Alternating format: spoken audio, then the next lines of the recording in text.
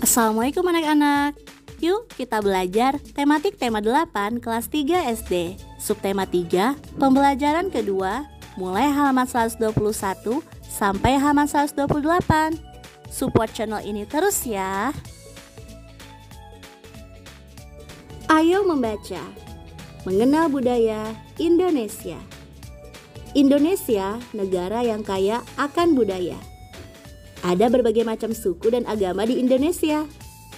Masyarakat memiliki kebiasaan dan budaya yang sangat beragam.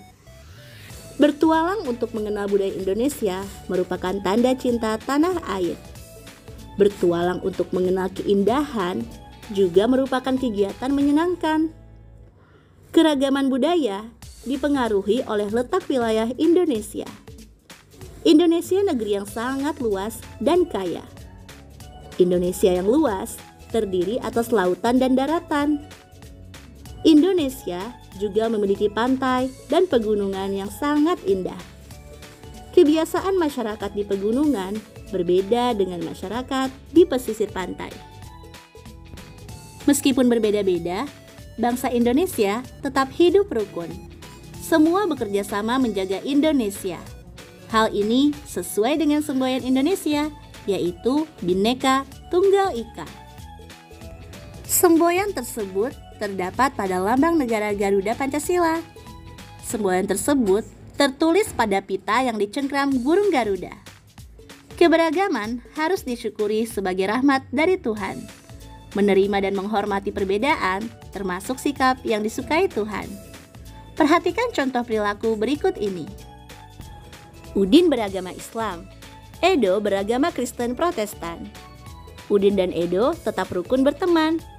Udin dan Edo menerima dan menghormati perbedaan. Siti berasal dari suku Minang. Dayu berasal dari suku Bali. Siti dan Dayu tetap rukun berteman. Siti dan Dayu menerima dan menghormati perbedaan. Beni dan Lani memiliki pendapat yang berbeda saat berdiskusi. Beni dan Lani tetap rukun berteman. Beni dan Lani menerima dan menghormati perbedaan. Sikap Udin dan kawan-kawan sesuai dengan semboyan negara Indonesia. Semboyan negara Indonesia adalah Bhinneka Tunggal Ika. Bhinneka artinya berbeda-beda. Tunggal artinya satu. Ika artinya juga. Bhinneka Tunggal Ika berarti meskipun berbeda-beda, tetapi tetap satu juga. Meskipun memiliki banyak suku, bangsa, dan agama, tetapi semua tetap satu. Indonesia. Ayo berlatih. Berilah tanda centang untuk contoh sikap menghormati perbedaan dan berilah tanda silang untuk contoh sikap tidak menghormati perbedaan. Sikap pertama, bermain dengan semua teman. Hal ini merupakan contoh sikap menghormati perbedaan, maka diberi tanda centang. Sikap kedua, menolak pendapat orang lain. Hal ini adalah contoh sikap tidak menghormati perbedaan, maka diberi tanda silang. Sikap ketiga, memanggil teman dengan sebutan yang tidak baik. Hal ini merupakan contoh sikap tidak menghormati perbedaan, maka kita beri tanda silang. Sikap keempat, memberi kesempatan teman untuk beribadah. Tentu saja, ini merupakan contoh sikap menghormati perbedaan, maka kita beri tanda centang. Dan sikap yang kelima, yaitu tidak memaksa teman yang takut bermain sepeda. Hal ini merupakan contoh sikap menghormati perbedaan. Nah, ada banyak contoh pelaksanaan semboyan Bhinneka Tunggal Ika. Jelaskan salah satu contoh yang pernah kamu temui. Contohnya, seluruh warga yang berasal dari berbagai macam suku dan agama di Indonesia serentak mengikuti upacara bendera untuk memperingati Hari Kemerdekaan Indonesia. Ayah dan Ibu Siti berasal dari Sumatera Barat. Kampung halaman orang tua Siti berada di daerah pegunungan yang asri. Udara pegunungan sangat sejuk dan pemandangannya indah. Ada sungai, sawah, dan air terjun. Jalan di pegunungan berkelok-kelok dan menanjak. Pengemudi harus berhati-hati saat melintasi jalan di pegunungan. Apalagi saat hujan turun, jalanannya menjadi lebih licin. Rambu lalu lintas dipasang untuk menjaga keamanan pengendara. Perhatikan rambu-rambu lalu lintas berikut. Rambu tersebut dapat ditemukan di jalanan berkelok-kelok. Rambu tersebut juga dapat ditemukan di daerah pegunungan. Selanjutnya, ayo berlatih. Pasangkan simbol rambu-rambu lalu lintas berikut dengan artinya. Gambar pertama, artinya daerah longsor. Gambar kedua, artinya dilarang parkir. Gambar ketiga, artinya jalan licin. Gambar keempat, artinya dilarang berhenti. Dan gambar kelima, artinya jalan berkelok-kelok. Menurut kalian, mengapa harus dipasang rambu jalan berkelok? Rambu jalan berkelok harus dipasang agar kendaraan yang melewati jalan dapat lebih berhati-hati dan tidak melaju. Jalan yang berkelok dapat membahayakan pengguna jalan sebab kendaraan dapat keluar dari jalur jika tidak pelan-pelan. Indonesia memiliki berbagai macam jenis permainan tradisional. Keanekaragaman permainan tradisional menambah kekayaan Indonesia. Salah satu permainan tradisional di Indonesia adalah galasin. Permainan ini banyak dimainkan di berbagai daerah. Setiap daerah memiliki nama yang berbeda untuk permainan galasin.